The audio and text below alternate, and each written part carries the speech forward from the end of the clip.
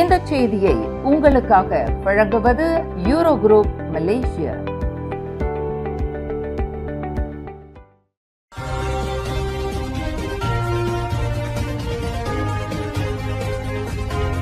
வணக்கம். திசைகளின் 5 மணி செய்திகள். இம்மாத இறுதியில் அதிரடி அரசாங்க மாற்றங்கள். அன்வார் முக்கிய அறிவிப்பு.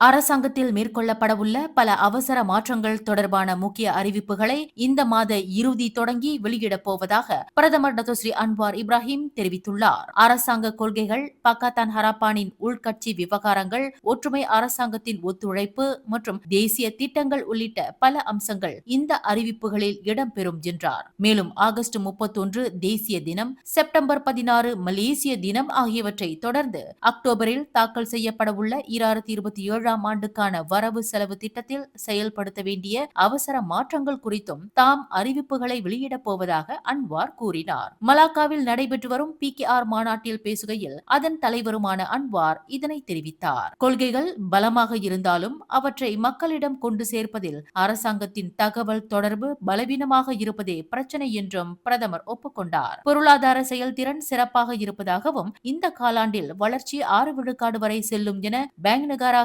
உள்ளதாகவும் குறிப்பிட்ட அன்வார், அரசாங்கத்தின் தகவல் தொடர்பு பலவீனமாக இருந்தால் அந்த சாதனைகள் மக்களின் மனதை தொடாது என்றும் எச்சரித்தார். சபா, சரவா மாநிலங்கள் மட்டுமின்றி எதிர்க்கட்சிகள் ஆளும் மாநிலங்களும் தேசிய வளர்ச்சி திட்டத்தில் ஒருபோதும் புறக்கணிக்கப்படவில்லை என்றும் அன்வார் உறுதியளித்தார்.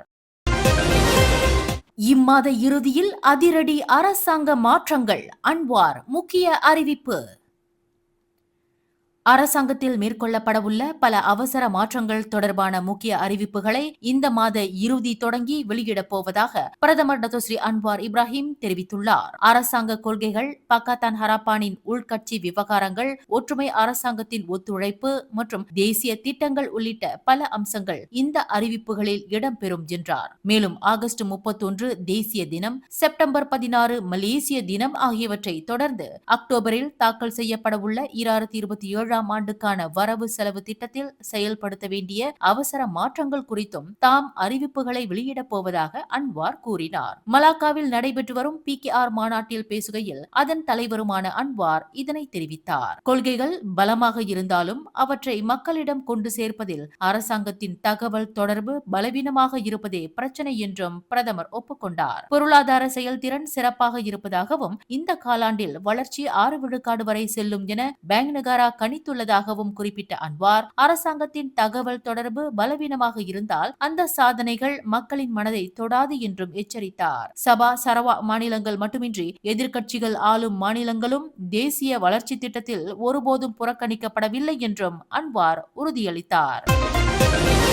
சுபாங் சுல்தான் அப்துல் அசீஸ் ஷா விமான நிலையத்தில் புறப்பட தயாராகிக் கொண்டிருந்த ஹெலிகாப்டர் ஒன்று திடீர் என வெடித்து தீப்பற்றியதில் அதில் இருந்த நால்வரும் அதிர்ஷ்டவசமாக உயிர் தப்பினர். இன்று நண்பகல் 12:15 மணியளவில் விமான நிலையத்தில் உள்ள காபன் MRO பகுதியில் பழுது பார்க்கும் பணிக்கு பின்னர் இன்ஜின் சோதனைக்காக ஹெலிகாப்டர் புறப்பட தயாரான போது இந்த சம்பவம் நிகழ்ந்தது. சம்பவம் தொடர்பாக நண்பகல் 12:30 மணிக்கு ஸ்லாங்கூர் தீயணைப்பு மற்றும் மீட்புத் துறைக்கு அவசர அழைப்பு கிடைத்தது. தகவல் கிடைத்த 4 நிமிடங்களிலேயே புக்கிட் ஜெலுத்தோங் தீயணைப்பு மற்றும் மீட்பு நிலையத்தைச் சேர்ந்த 5 வீரர்கள் தீயணைப்பு வாகனத்துடன் சம்பவ இடத்தை சென்றடைந்தனர். ஆனால் தீயணைப்பு வீரர்கள் அங்கு சென்றபோது ஹெலிகாப்டர் முழுமையாக தீக்கிரையாகி இருந்தது. எனினும் தீ பற்றிய போது அதில் இருந்த நால்வரும் தங்களால் முடிந்தவரை விரைந்து வெளியேறி உயிர் தப்பியதாக ஸ்லாங்கூர் தீயணைப்பு மற்றும் மீட்புத்துறை தெரிவித்துள்ளது. தீயை அணைக்கும் பணியில் விமான நிலைய தீயணைப்பு வீரர்களும் இணைந்தனர். முஸ்லிம் தொழில் முனைவோரின் பங்களிப்பை வலுப்படுத்தும் நோக்கில் நடத்தப்படும் முஸ்லிம் பொருளாதார மேம்பாட்டு நிகழ்ச்சி நிரலான அப்பேம் 2026 மாநாட்டை தொழில் முனைவோர் மற்றும் கூட்டுறவு மேம்பாட்டு அமைச்சான குஸ்கோப் வரவேற்பதாக அதன் அமைச்சர் ஸ்டீவன் சிம் தெரிவித்தார். இன்று பினாங்கு சிப்ராங் பிராய் தி லைட் தங்கும் விடுதியில் பினாங்கு மாநில லீகா முஸ்லிம் இயக்கத்தின் ஏற்பாட்டில் அஜெண்டா பம்பாங்குனான் இக்கோனமி முஸ்லிம் எனும் அப்பேம் 3.0 நிகழ்விற்கு தலைமையேற்று உரையாற்றுகையில் அமைச்சர் மேற்கண்டவாறு தெரிவித்தார். தொழில் முனைவோருக்கு நிதி மட்டுமின்றி வழிகாட்டுதல், சந்தை வாய்ப்புகள், தொழில்நுட்பம் மற்றும் வணிக வலை அமைப்பும் அவசியம் என அவர் குறிப்பிட்டார். மேலும் அப்பேம் மூலம் நிதி மற்றும் சந்தை அணுகல், தொடர்ச்சியான பயிற்சி, டிஜிட்டல் மற்றும் செயற்கை நுண்ணறிவு மாற்றம், வணிக இணைப்பு மற்றும் தொழில் விரிவாக்கம் ஆகிய 5 முக்கிய முயற்சிகள் முன்னெடுக்கப்பட உள்ளதாக அமைச்சர் ஸ்டீவன் சிம் கூறினார். தொடர்ந்து பவர் ஆப் 10K திட்டத்தின் கீழ் 15 பில்லியன் ரிங்கிட் நிதியில் ஜூலை 2026 வரை 9 பில்லியன் ரிங்கிட் அங்கீகரிக்கப்பட்டுள்ளதாக அமைச்சர் தெரிவித்தார். இந்திய முஸ்லிம் சமூகத்தை பொறுத்தவரையில் பினாங்கு மாநிலத்தில் பொருளாதாரத்தில் தனித்துவமாக விளங்கியவர்கள் என்றும் பலத்த கைத்தட்டல்கள் மத்தியில் ஸ்டீவன் சிம் குறிப்பிட்டார். இந்திய முஸ்லிம்கள் இந்திய துணைக்கண்டத்திலும் மலாய் தீவு கூட்ட பிராந்தியத்திலும் முக்கியமான பொருளாதார சக்திகளில் ஒன்றாக விளங்கியிருக்கிறார்கள். இதை நாம் தயக்கமின்றி வெளிப்படையாக கூறுவதாக தெரிவித்த அவர் இதற்கு வரலாறே சான்று என்றும் கூறினார். சுலாலாத்து சலாட்டின் எனப்படும் மலாய் வரலாற்று நூலை தாம் வாசித்திருப்பதாக கூறிய ஸ்டீவன் சிம் அதில் குறிப்பிடப்படும் மணிபுரிந்தன் என்ற இந்திய முஸ்லிம் வணிகர் மலாக்கா அரச குடும்பத்துடனான அவரது தொடர்பும் இந்திய முஸ்லிம்களின் வரலாற்று பங்களிப்பும் உதாரணமாக சுட்டிக்காட்டப்பட்டிருப்பதை ஸ்டீவன் சிம் தமது உரையில் பகிர்ந்து கொண்டார். Bahawa komuniti India Muslim merupakan antara tonggak ekonomi negeri Pulau Pinang. Ini saya bukan cakap senyap-senyap dengan beberapa orang kawan. Ini saya declare. Kenapa? Dan history, saya ni suka baca sejarah sikit. Sejarah telah membuktikan. Saya tak mau cakap pasal sejarah sampai Kesultanan Melayu Melaka. Sumbangan India Muslim. Saya baca sejarah Melayu. Sulalatus Salatin. Lepas tu keturunan raja-raja. Dia cakap pasal apa? Cakap pasal seorang tokoh India Muslim namanya Mani Boridam. Nabi baca nanti. Datang ke Melaka sebagai pedagang dan juga telah memberikan sumbangan antaranya. அமைச்சுக்கள், அரசாங்க நிறுவனங்கள், நிதி நிறுவனங்கள், கூட்டுறவுத்துறை மற்றும் தொழில்துறையினருடன் ஆப்பேம் ஏற்பாட்டாளர்கள் வலுவான ஒத்துழைப்பை ஏற்படுத்திக் கொள்ள வேண்டும் என்று அமைச்சர் வலியுறுத்தினார். இந்த முயற்சிகள் மூலம் முஸ்லிம் சிறு மற்றும் நடுத்தர தொழில் முனைவோரின் பொருளாதார திறன் வலுப்பெறுவதுடன் தேசிய பொருளாதாரத்தில் அவர்களின் பங்களிப்பை மேலும் அதிகரிக்க முடியும் என்றும் ஸ்டீவன் சிம் தெரிவித்தார். இந்த மாநாட்டில் அப்பேம் 3.0 தலைவர் டத்தோ அஜி நஜிமுடின் கடீர் மற்றும் இந்திய முஸ்லிம் வணிகர்கள் சுமார் 300 பேர் கலந்து கொண்டனர்.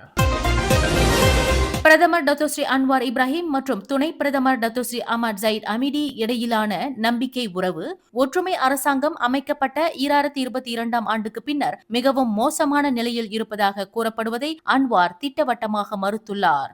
இந்த கருத்து முன்னாள் அம்னோ இளைஞர் பிரிவு தலைவர் கைரி ஜமாலுடின் முன்வைத்த தனிப்பட்ட பார்வை என்றும் மலாக்காவில் நடைபெற்று வரும் PKR பேராளர்கள் மாநாட்டில் செய்தியாளர்களிடம் பேசுகையில் அன்வார் இதனை தெரிவித்தார். கைரி ஜமாலுடின் மோதலை பார்க்கிறார், நான் அமைதியை பார்க்கிறேன் என்று கூறிய அன்வார் ஜஹீட்டுடனான உறவில் தேசிய அளவில் பிரச்சனை இல்லை என்றும் தெரிவித்தார்.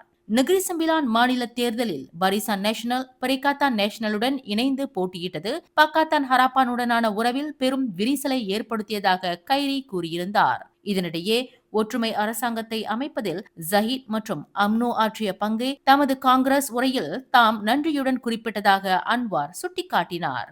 மாநில அளவில் சில சிறிய பிரச்சனைகள் இருப்பது இயல்பானது என்றும், ஆனால் அது தேசிய அளவிலான உறவை பாதிக்கவில்லை என்றும் அன்வார் தெளிவுபடுத்தினார்.